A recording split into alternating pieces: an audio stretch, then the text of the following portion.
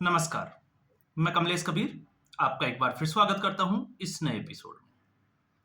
आज के इस एपिसोड में हम बात करेंगे सीएजी की रिपोर्ट का और विस्तार से हम समझेंगे कि इस रिपोर्ट में आखिर ऐसा क्या है जिससे आने वाले समय में, जैसा कि मैंने पहले भी बात की थी, कि जो 5 साल का समय है भारतीय जनता पार्टी के पास, और भारतीय जनता पार्टी ने जो फैसला लिया है कि सीएजी की रिपोर्ट को वो एक साथ टेबल नहीं करेंगे, एक-एक रिपोर्ट को टेबल करेंगे।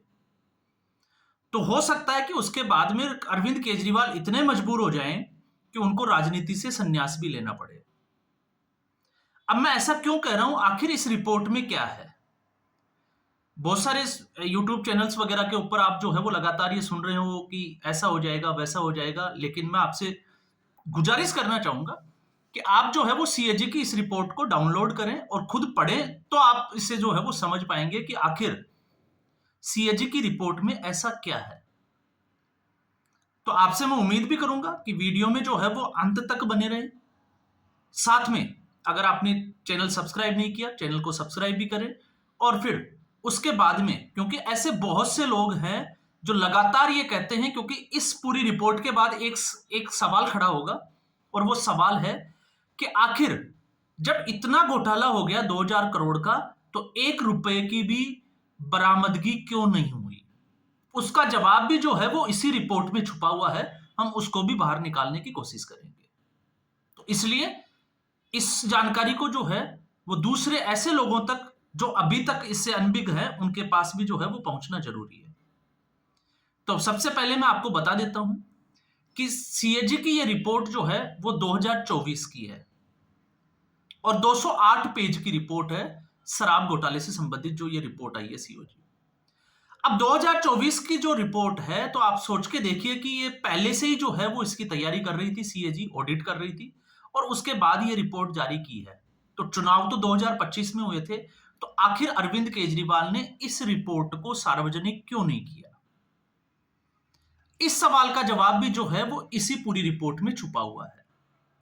तो 208 की जो ये पेज की जो रिपोर्ट है, उसमें डिटेल से जाने के लिए, या मैं कहूं कि डिटेल से तो हम जो है वो इसको नहीं समझ सकते, लेकिन कुछ इंपॉर्टेंट फैक्ट्स जो मैंने यहां निकाले हैं, हम उसके ऊपर चर्चा जरूर करेंगे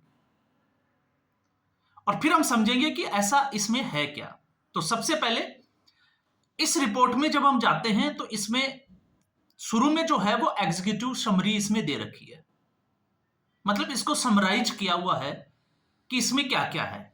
लेकिन जब इसका चैप्टर 1 उठा के देखते हैं, इसको चैप्टर वाइज जो है वो सीएजी की रिपोर्ट को डिवाइड किया है और फिर उसके अलग अलग जो है वो एनेक्सर बनाए हुए हैं।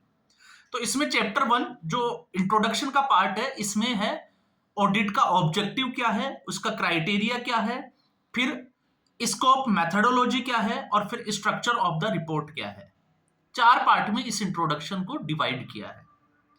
तो ऑब्जेक्टिव क्राइटेरिया जब हम इसमें जाते हैं, तो फिर इसमें आ जाता है कि कानून प्रक्रिया, उसका कितना इसमें ध्यान रखा गया और कितना ध्यान इसमें नहीं रखा गया।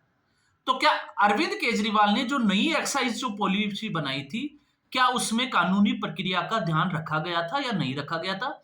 ये जब हम इस वीडियो में लास्ट तक पहुंचेंगे, तो फिर इसका जो है वो वापस जिक्र भी आएगा और फिर इसका जवाब भी मिलेगा कि अरविंद केजरीवाल ने कानूनी प्रक्रियाओं का ध्यान ध्यान क्यों और किस तरीके से नहीं रखा था, और किस तरीके से पब्लिक को जो है वो बेवकूफ बनाने का काम किया। उसके बाद में हम आते हैं चैप्टर 2 से, क्योंकि यहां से जो है वो कुछ चीजें आपको समझ में आना शुरू हो जाएगी। इसमें दे रखा है, ये चैप्टर 2 जो है वो रिलेटेड है excise supply chain information management system, कि आखिर जो है वो प्रोडक्शन से लेके कार्टेल के थ्रू जहां डिस्ट्रीब्यूटर्स जो है उसके पूरी जो है वो इंफॉर्मेशन इस पॉलिसी के तहत शराब की बिक्री की यहां पे जो है वो बात की जा रही है। और यहां पे इसमें दे रखा है, इसका फर्स्ट अगर हम देखते हैं तो ESCIMS, ये क्योंकि आपको पता होगा एक्साइज पॉलिसी में आती है, इसलिए इसको जो है वो शॉर्ट फॉर्म में दिया हुआ है। Objective of end to end tracking of liquor not fulfilled, कि सरकारी जो जिसको हम कहें कि जब सरकार शराब की बिक्री की जाती है, तो उसके ऊपर कोई भी बोतल होती है, उसके ऊपर एक बारकोड दिया जाता है। आप देखते ही होंगे कि बारकोड को जो है वो स्कैन किया जाता है जब हम किसी मॉल में जाते हैं। तो इसमें जो है वो एंड टू एंड इस तरीके की किसी भी प्रक्रिया का सही तरीके से ध्यान नहीं रखा गया। तो ऐसी स्थिति में आप सोच के देखिए कि कितनी बोतलें जो है वो दिखाई गई होगी। मान लीजिए 100 में से 30 बोतल दिखाई होगी, तो 70 बोतल जो है वो किस तरीके से बेची गई होगी जब उनको स्कैन ही नहीं किया। या हम कहें कि इसके अगले वाले उसमें जाते हैं तो स्टेक टैक्स शॉल्ड यहां पे दे रखा है, ये रिलेटेड है स्कैनिंग और बारकोड से। तो एक्साइज अगर जिस बोतल को उन्होंने शो किया इस पॉलिसी के तहत कि ये बोतल जो है वो बिकी है, जैसे रिकॉर्ड बनाते हैं, तो उन बोतलों का क्या जिनको रिकॉर्ड नहीं किया गया, तो उससे सीधे तौर से जो है वो एक्साइज ड्यूटी का नुकसान हुआ, या हम कहें कि राज्य सरकार का जो राजस्व था, रेवेन्यू था, उसके ऊपर फर्क पड़ा। अब आप समझ गए होंगे कि वो बोतलें जो है वो किस तरीके से बेची गई होगी। सीधे तौर से हम कह सकते हैं कि उनको ब्लैक किया होगा। फिर आते हैं effort made to identify repeated, यहां पे दे रखा है डिफॉल्टर्स थ्रू EMIS डेटा। तो यहां पर जो है जो डिफॉल्टर्स थे, जिनके लाइसेंस पहले से ही डिफॉल्ट हो चुके थे, जो जिसको क्रिमिनल लॉ में, क्रिमिनल एक्ट में जो आते हैं, आखिर उनको जो है वो इसकी परमिशन क्यों दी गई, उसको आइडेंटिफाई क्यों नहीं किया गया। फिर उसमें दे रखा है unused barcode prone to misuse. अब आप समझ गए होंगे जब मैं बारकोड की बात कर रहा हूं तो बारकोड की बात क्यों कर रहा हूं। मतलब गवर्नमेंट ने जो है वो इसकी स्कैनिंग का कोई ध्यान ही नहीं रखा, और अगर स्कैनिंग होती तो फिर हर बोतल जो है वो लेबलाइज्ड होती और उसके बाद में उसको बेचने से पहले स्कैन करना पड़ता, लेकिन गवर्नमेंट ने ऐसा नहीं किया, या हम कहें कि बारकोड इश्यू ही नहीं किए। Authenticating sales without using barcode, मतलब जिन बोतलों के ऊपर बारकोड नहीं था, ऐसी कितनी बोतलें बेची, इसका कोई रिकॉर्ड जो है वो सरकार के पास नहीं था। ये चैप्टर 2 की बात कर रहा हूं, किस तरीके से जो है वो गड़बड़ की गई। अब आप सोच के देखिए, क्योंकि जब भी हम किसी शॉपिंग मॉल वगैरह में कुछ भी हम सामान खरीदते हैं, तो वहां पे वो जो है वो मशीन से स्कैन करते जाते हैं और प्रोडक्ट की वैल्यू और वो जो है वो चार्ट, तो एक डेटा जो है वो रिकॉर्ड होता रहता है। तो जब ऐसा कुछ सिस्टम ही नहीं है स्क्रीनिंग का, तो कैसे पता चलेगा कि कितनी बोतलें जो है वो ब्लैक से बेची गई। और अगर उनको बेचा गया है तो जितना जो है वो सेल कोटे में जो दिखाया गया उतना तो रेवेन्यू आ गया, लेकिन उसके बाद क्या हुआ ये किसी को पता नहीं है। फिर हम आते हैं चैप्टर नंबर 3 में। ये सारा जो है आप अगर उसको डाउनलोड करोगे CAG की रिपोर्ट को, तो एक के बाद जो है वो ये सारी चीजें बाहर आती चली जाएगी। तो इसमें जो है इश्यू ऑफ लाइसेंस, क्योंकि ये एक बड़ा जो है वो हल्ला हुआ था कि लाइसेंस जो है वो किस तरीके से दिए गए थे। तो इसमें दे रखा है, फर्स्ट जो दे रखा है इसमें issues of license to related parties, कि किस पार्टी को लाइसेंस दिए गए, और लाइसेंस देने में जो है वो क्या क्या किया गया, हम उस पर आए। तो अगला है issue of license without verification of criminal record. यहां पे ये था कि जिनको जो है वो पहले से ही जो डिफॉल्टर थे उन्हीं को जो है वो लाइसेंस दे दिए गए। आप सोच के देखिए उनको लाइसेंस क्यों दिए गए और किस आधार पे दिए गए। तो इसका वेरिफिकेशन अरविंद केजरीवाल की जो गवर्नमेंट थी उसने क्यों नहीं किया गया, ये जो है वो सारा इसमें दे रखा है। और ये पार्टी जो थी लाइसेंस जिनको दिया ये किससे रिलेटेड थे, क्योंकि कुछ ऐसे लोगों को भी दिया गया जो इस कार्टेल से जुड़े हुए ही नहीं थे। कार्टेल का मतलब आप समझ गए होंगे, साउथ लॉबी से जो जुड़े हुए नहीं थे, या सीधे तौर से हम कहें कि सरकार से जो है वो जुड़े हुए नहीं थे, कुछ ब्लैकलिस्टेड थे। चैप्टर 4 जो है वो pricing of IMFL and FL, यहां पे भी जो है वो पूरी तौर से ध्यान नहीं रखा गया। क्यों ध्यान नहीं रखा गया, क्योंकि इस पूरी रिपोर्ट को आप पढ़ोगे तो विस्तार से तो हम जो है वो इसके ऊपर ज्यादा डिस्कस नहीं कर सकते, लेकिन प्राइसिंग की जहां बात आती है तो जहां पर जो शराब की बोतलें थी उनकी जो प्राइसिंग थी वो हर स्टेट में अलग पाई गई। आप देखिए एक ही कंपनी का, एक ही जो ब्रांड का जो प्रोडक्ट है उसकी अलग अलग जो स्टेट है उसमें अलग अलग जो है वो इसकी रेट पाई गई। तो इसका जो है वो ध्यान या इसकी जो है वो जानकारी जुटाने की सरकार ने इच्छा ही नहीं की, इसलिए इसमें दे रखा है एक्स डिस्टिलरी प्राइस EDP और ex brewery price EBP of IMFL not related to excise department. मतलब आप सोच के देखिए कि जो एक्साइज डिपार्टमेंट था उसको कितना अंधेरे में रखा गया है, कि उसको पता ही नहीं है कि प्राइसिंग जो है वो किस तरीके से, मतलब इसमें जो कार्टेल या हम कहें कि जो मैन्युफैक्चरर्स थे, कंपनियां जो थी, वो अपनी कॉस्ट प्राइस में ही अपना प्रॉफिट जो है वो जोड़ के बेच रही थी और एक्साइज डिपार्टमेंट को इसका पता ही नहीं। और फिर उसमें दे रखा है डिस्क्रिशनरी प्रॉफिट मार्जिन और टू फॉरेन लिकर लाइसेंस। इसमें लाइसेंस का तो हम पहले ही जो है वो जिक्र कर चुके हैं। तो आप सोच के देखिए कि कमीशन जो है वो इसमें एक्साइज पॉलिसी में 5% से 12% कर दिया गया, लेकिन जब प्राइसिंग की और लाइसेंस की बात आती है तो उस पर वो सारी चीजों का ध्यान ही नहीं रखा गया जिनका ध्यान रखना जरूरी था। तो एक्साइज डिपार्टमेंट जो है वो उसमें उसके बिना ही जो है वो अंधेरे में था। तो अब सवाल खड़ा ये होता है कि इससे जो है वो फायदा किसको हो रहा था, क्योंकि सरकार को तो फायदा नहीं हो रहा था। और जब इन चीजों का ध्यान ही नहीं रखा गया तो क्यों नहीं रखा गया, इसका जवाब अब हम जो है वो आगे ढूंढने की कोशिश करेंगे। तो आगे इसमें चैप्टर जो 6 है वो दे रखा है ईआईबी एंड ये दे रखा है कन्फिस्केशन। अब यहां पे एक चीज जो है वो बड़ी इंटरेस्टिंग आ जाती है। इस पॉलिसी में यह भी है कि गवर्नमेंट को यह पता था कि पर्टिकुलर इलाके के अंदर वहां पर जो है वो स्मगलिंग हो रही है, मतलब ब्लैक से जो है वो दारू बेची जा रही है। तो उसके ऊपर जो है वो उस व्यक्ति को आइडेंटिफाई क्यों नहीं किया गया जो स्मगलिंग कर रहा था, और फिर उसको जो है उसके ऊपर क्या एक्शन लिया गया, उसको क्यों नहीं रुकवाया गया।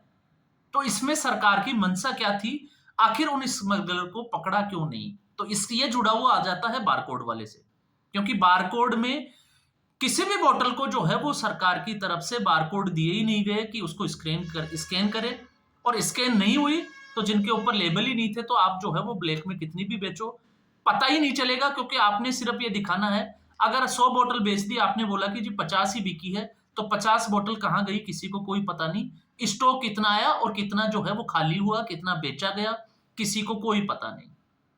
अब इसमें आते हैं चैप्टर नंबर 8 में, जहां एक्साइज पॉलिसी जो है वो 2021 और 22 की बात की गई है, जिसमें लाइसेंस की जो है वो ऑक्शनिंग। अब यहां पे ये बड़ा इंपॉर्टेंट है, यहां पर जो लाइसेंस दिए गए, तो लाइसेंस जो है आपने देखा होगा इसमें लाइसेंस की जो प्रक्रिया होती है, लाइसेंस रिन्यू होते हैं, लेकिन लाइसेंस रिन्यू होते हैं। अब यहां पर लाइसेंस रिन्यू नहीं किए गए क्योंकि जिन्होंने के पास लाइसेंस थे उन्होंने ये कहा कि कोविड की वजह से उनकी सेल ही नहीं हुई, तो इनके जो लाइसेंस थे उनको एक्सटेंड कर दिए, जो कि लिकर पॉलिसी में नहीं आता है। लिकर पॉलिसी ये कहती है कि आपको लाइसेंस को रिन्यू करना ही पड़ेगा, तो यहां पर लाइसेंस को कोई रिन्यू नहीं किया गया, फिर चाहे वो सरेंडर लाइसेंस हो चाहे कैसे भी हो। तो अब इसको सीएजी ने जो है वो पूरी एक रिपोर्ट बनाई और उसके आधार पे जो है वो क्या चीजें निकाल के लेकर आए। तो यहां पर जो है वो सरकार को फायदा नहीं हुआ, सरकार को राजस्व का नुकसान हुआ। और कैसे नुकसान हुआ, इसमें अगर आप देखोगे तो चैप्टर 8 का 5 क्लोजर जब आप उठाओगे एनेक्शर 8.5, तो उसमें आपको इसकी डिटेल मिलेगी, जिसमें यह लिया हुआ है ₹941.53 करोड़, लगभग 941 करोड़ रुपए due to not taking timely preparation. मतलब इसको जानबूझकर जो है वो डिले किया गया, इस वजह से दिल्ली का जो खजाना था, रेवेन्यू था, उसको 941 करोड़ रुपए का नुकसान हुआ। और दूसरा इसमें दे रखा है retendering of surrender zone not done, ये आगे दे रखा है leading to loss of revenue 890.13 crore. मतलब जो रीटेंडरिंग की ही नहीं, इस वजह से जो है वो 890 करोड़ का नुकसान हुआ, जो कि एक प्रक्रिया का जो है उस या हम कहें कि गवर्नमेंट पॉलिसी में आता है, उसका ध्यान ही नहीं रखा, जिसकी वजह से 890 करोड़ का नुकसान यहां हुआ। और उसके बाद में यहां पर यह भी है कि जो कार्टेल का हिस्सा नहीं थे उनको जो है वो ये दिया ही नहीं गया, वो हिस्सा ही नहीं थे, ताकि उनको जो है वो कोई प्रॉफिट नहीं मिले, तो फिर प्रॉफिट गया कहां।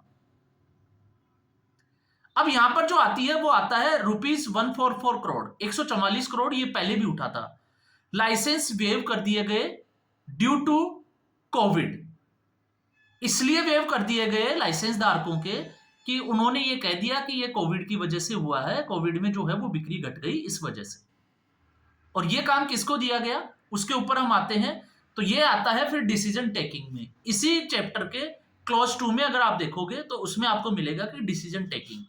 अब ये डिसीजन टेकिंग से आपको समझ में आएगा, अब तक आपने जो है वो सीधे तौर से ये चीजें देखी कि इस पूरी पॉलिसी में अरविंद केजरीवाल ने कहां कहां कमियां की, वो हमने समझ ली, और उसके आधार पे सीएजी ने एक रिपोर्ट भी तैयार कर दी। अब रिपोर्ट में सीधे तौर से कहा गया कि 941 करोड़ रुपए का नुकसान क्यों हुआ, वो इसमें आ गया, क्योंकि परमिशन जो थी उसको डिले किया गया। 800 और कुछ 90 करोड़ का जो है वो क्यों किया गया? क्योंकि उनको जो क्वार्टर से जो है वो दूर रखा गया ताकि प्रॉफिट जो है वो मिले ही ना। अब ये क्यों दूर रखा गया ये आप समझ सकते हो। तो ये इसलिए दूर रखा गया ताकि यहां पर जो है वो इनको इतना फायदा पहुंचाया जाए कि गोवा में चुनाव प्रचार के दौरान वो 100 करोड़ रुपए वाली जब बात आ जाती है तो फिर वो समझ में आ जाता है। अब आप सोच के देखिए, एक सरकार में मुख्यमंत्री है, जब राजस्व कोई फायदा नहीं हो रहा है और वो अपने दोस्तों को फायदा पहुंचा रहा है तो उसकी मंशा क्या रही होगी? ऐसे तो कोई फायदा नहीं पहुंचाता।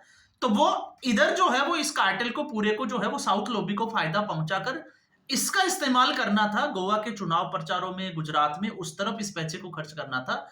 तो फिर वहां पर 100 करोड़ रुपए वाली जो बात है वो आ जाती है। इसलिए इस पूरे जो है घोटाले में 1 रुपया नहीं मिला क्योंकि इसको जो है वो घुमाया गया।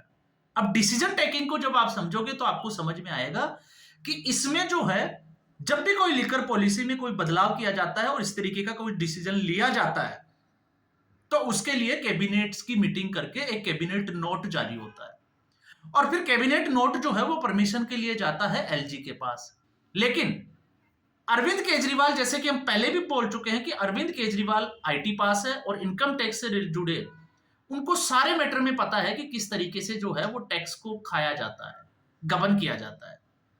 अब अगर कोई व्यक्ति इसका जानकार है और उसको सब कुछ पता है कि किस तरीके से डिसीजन लेंगे और किस तरीके से एक्शन नहीं होगा, तो आपने देखा कि पहला मुख्यमंत्री इस देश का जिसने अपने साथ जो है वो कोई भी डिपार्टमेंट नहीं रखा।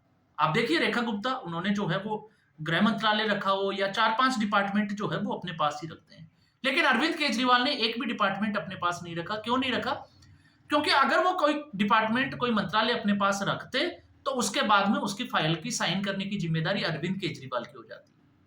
तो अब आगे देखिए, जब ये कोर्ट में ट्रायल चलेगा तो ये बात जरूर सामने आएगी कि अरविंद केजरीवाल सीधा बोलेगा कि मैंने तो किसी फाइल के ऊपर जो है वो हस्ताक्षर नहीं किए। तो फिर गेम कैसे चला?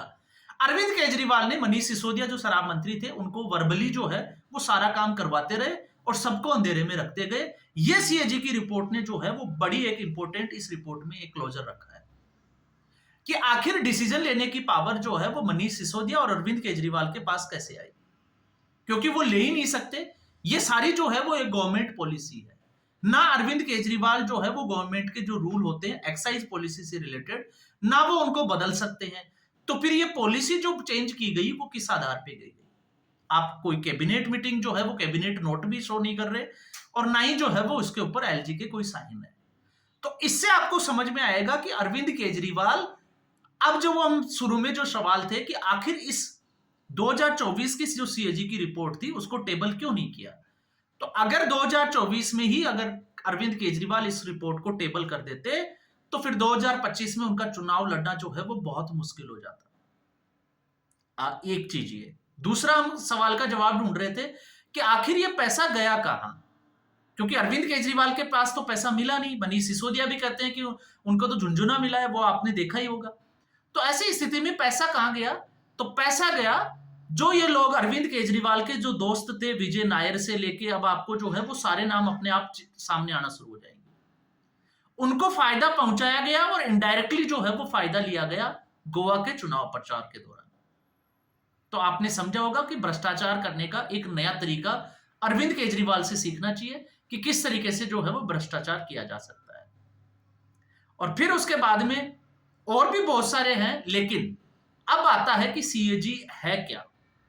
जब हम कहते हैं कि अरविंद केजरीवाल अब जो है वो इतने मजबूर हो जाएंगे क्योंकि सीएजी की जो ऑडिट की जो रिपोर्ट है वो सीधे तौर से इसके ऊपर अब गवर्नमेंट को स्ट्रिक्टली अनुशासनात्मक जो है वो एक एक्शन लेना पड़ेगा।